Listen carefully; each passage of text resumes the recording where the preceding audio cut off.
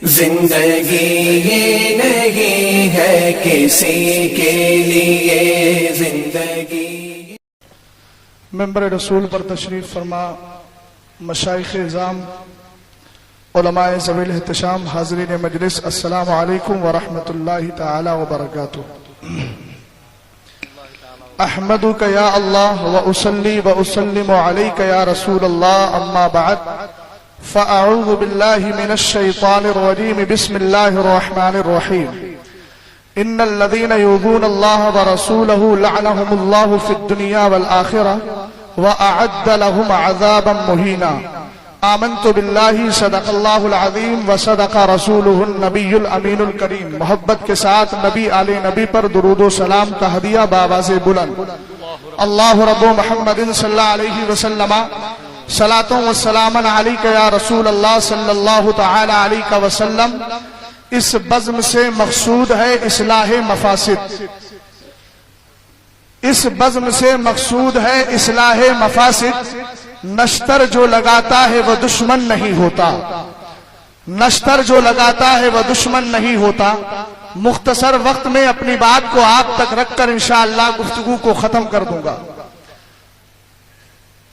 آپ نے ابھی ماضی قریب میں مرکزی دارالافتاء کے فتوے کے متعلق بہت سارے شور و شغب اور واویلے کو سنا ہوگا، سوشل میڈیا کے ذریعے لوگوں نے پڑھا بھی ہوگا، مگر آئیے میں بتاؤں جو سرکار تاج شریعت کا موقف ہے وہ موقف اوپر تک جائیں، وہی موقف اعلیٰ حضرت کا ہے، وہی موقف تابعین کا ہے، وہی موقف ائمہ مجتہدین کا ہے۔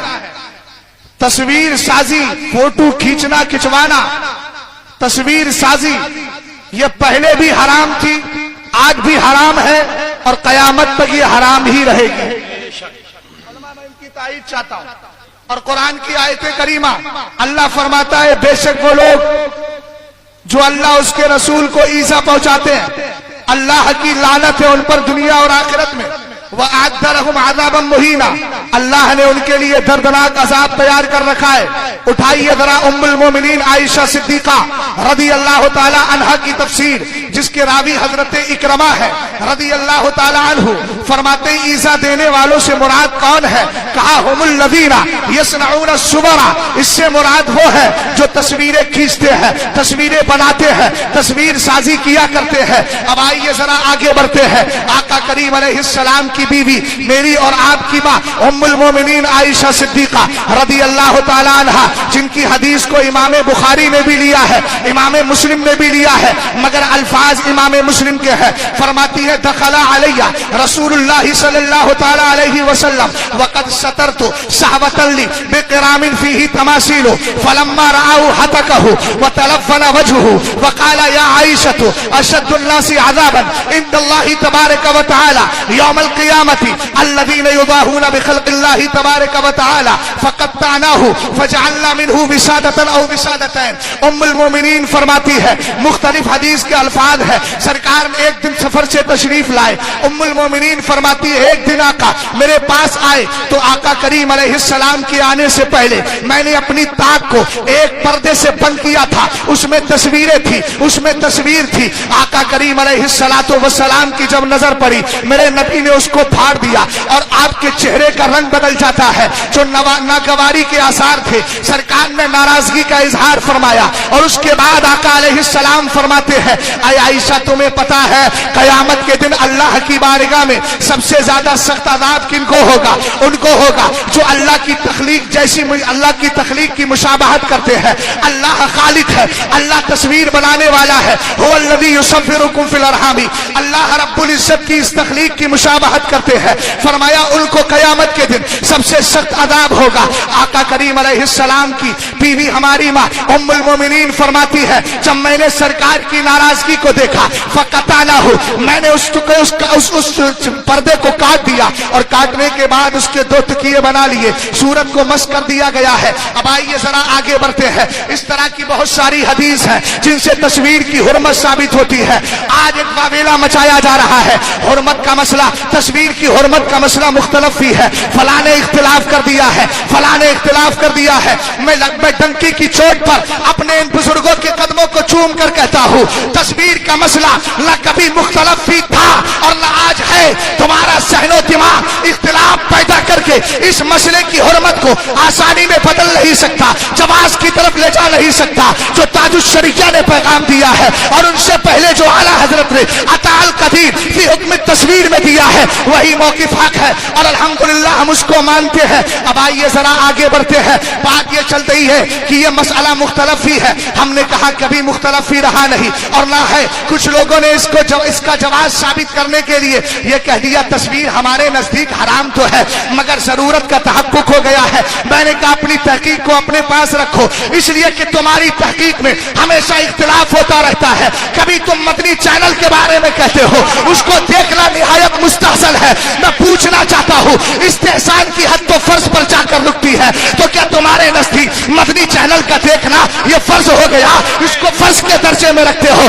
ہم ایسوں کی تحقیقیں نہیں مانتے، ہم تحقیق ایسے کی مانتے ہیں جس کی تحقیق میں خلوص بھی ہوتا ہے، جس کی تحقیق میں تقویٰ بھی ہوتا ہے، جس کی تحقیق میں صلاح بھی ہوتی ہے، جس کی تحقیق میں فلاح بھی ہوتی ہے۔ ہم اس تاج الشریعہ کی تحقیق کو سامنے رکھ کے آگے چل رہے ہیں۔ جو مرتبہ امام اعظم ہے وہ امام اعظم جس کا عالم یہ تھا جب کوئی مسئلہ حل نہیں ہوتا تھا 40 بار قرآن پاک کے ختمات کرنے کے بعد جب مسئلہ لے کر بیٹھتے تھے اللہ تعالیٰ مسئلے کا حل فرما دیا کرتا تھا۔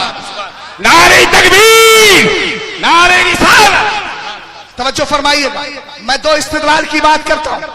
دوسرا استدلال یہ کیا گیا جو کل تک ٹی وی اور مووی کے بارے میں کہتے تھے جھوٹ کے خلاف جنگ جاری رہے گی، غیبت کے خلاف جنگ جاری رہے گی، ٹی وی کے خلاف جنگ جاری رہے گی، مووی کے خلاف جنگ جاری رہے گی۔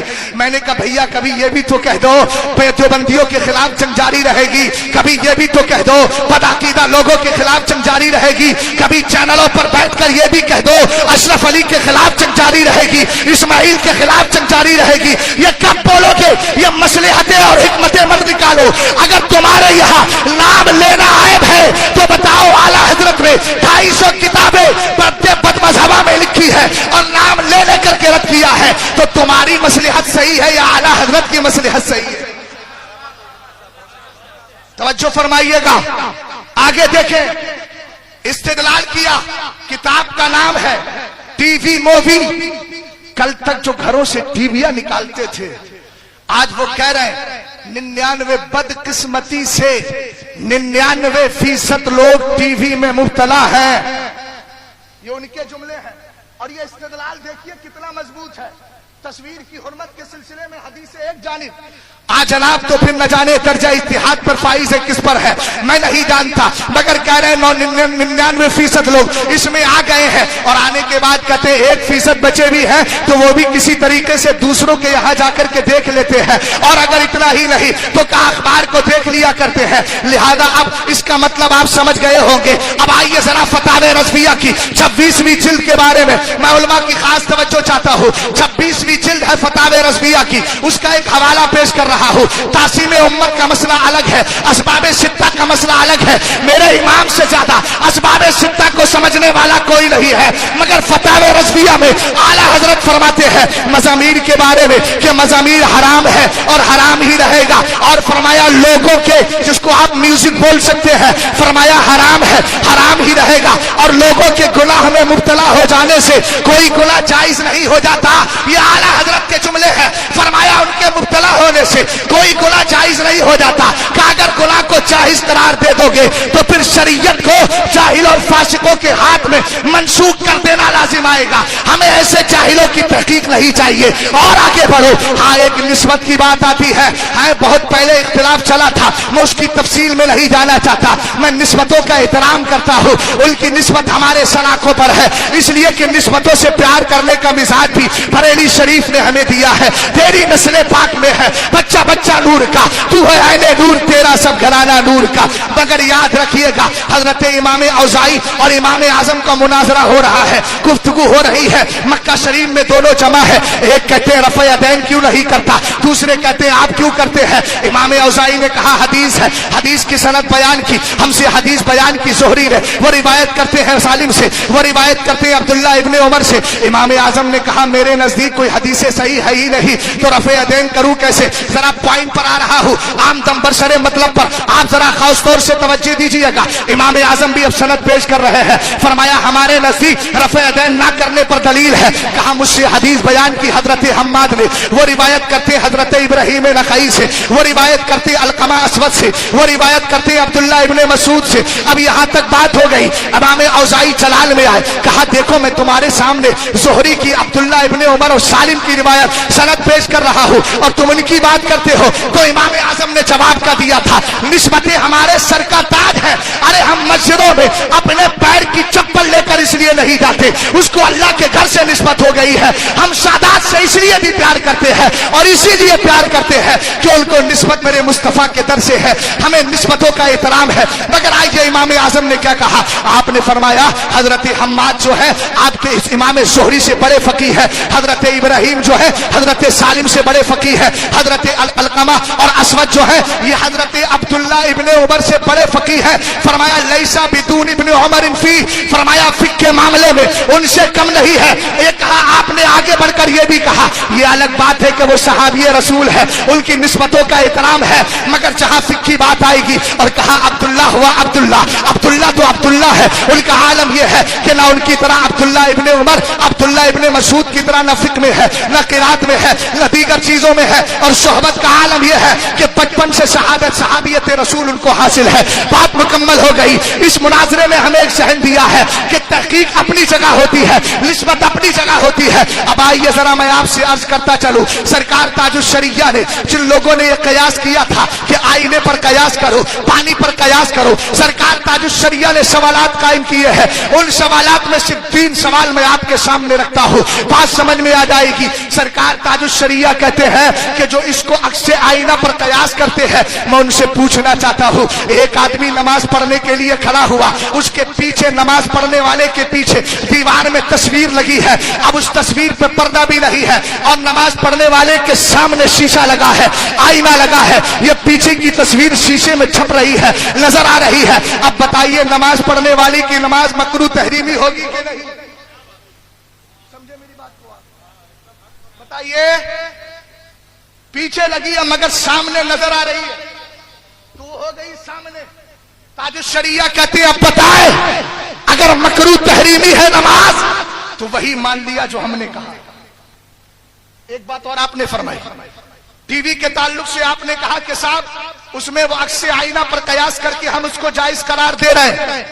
तो सरकार ताजुश शरिया कहते हैं एक आदमी नमाज पढ़ने खड़ा हुआ, टीवी चालू की, सामने उसने मान लीजिए यही चैनल लगा लिया बप्पा वाला, और लगाने के बाद उसने खोलने के बाद अब नियत बांधी, सामने वो तस्वीर है।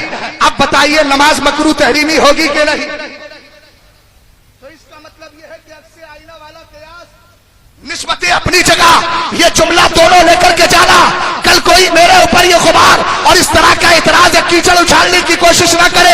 हम निस्बतों से प्यार करते हैं, मगर जब तहकीक की बात आएगी तो तहकीक की बुनियाद पर जिसके दलाइल मजबूत होते हैं बात उसी की मानी जाती है। सरकार ताजुश शरिया के दलाइल मजबूत है। आला हजरत ने अताल कबीर में मसले को वाज़ेह किया और फरमाया शक नहीं कि तस्वीर हैवानी मुजस्सम हो, खामुशद्दा कपड़े पर हो, दीवार पर हो, दस्ती हो या अक्सी, इसी माना में दाखिल है, यानी वो हराम है, यानी वो हराम है। और जब हराम है तो याद रखना सरकार ताजुश शरिया के फतवे के मुताबिक जो मरकजी दारुल इफ्ता से फतवा दिया गया वो गलत नहीं सही था, और हम भी इस बात के कायल हैं। और आप ताजुश शरिया से प्यार करते हैं, उनकी निस्बतों का अदब व एहतराम रखते हैं, तो यहाँ से पैगाम लेकर के जाइएगा। हम उसी मौके पर है कि टीवी मौली के खिलाफ हमारी जंग है और जंग रहेगी, और इंशाअल्लाह रहमान इस तरीके से आखिरत को संवारते चले जाएंगे। काश मेरे ताजुश शरिया के फतवे पर सबने अमल किया होता तो आज जमाने ने इसको